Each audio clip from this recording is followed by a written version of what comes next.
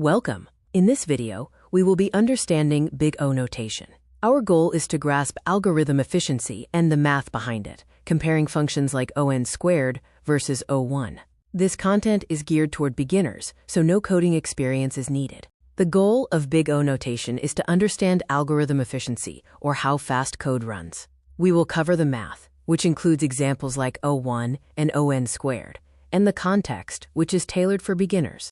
Why do we care about speed? Imagine searching a name in a phone book. Method 1 checks every page from start to end. Method 2 opens the middle and narrows the search each time. Method 2 is faster. Big O tells us exactly how much faster. Big O notation describes how the time taken grows when the input size increases. This relationship is crucial. As the input size goes up, the time taken typically also increases.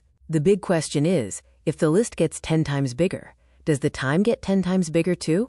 O1 is constant time. The time stays the same, regardless of the input size. For example, grabbing the first item from a shopping basket takes 1 second, whether it has 5 items or 500. This is the fastest type of Big O. On is linear time. The time grows directly with the input size. If a guest list has 10 names, you read 10. If it has 100 names, you read 100. Double the input size means you double the time. On squared is quadratic time. The execution time grows much faster than the input size. A real-world example is comparing every person in a room with every other person. 10 people mean 100 checks, but 20 people mean 400 checks. This is significantly slower. Key takeaways include: Big O measures time growth with input size.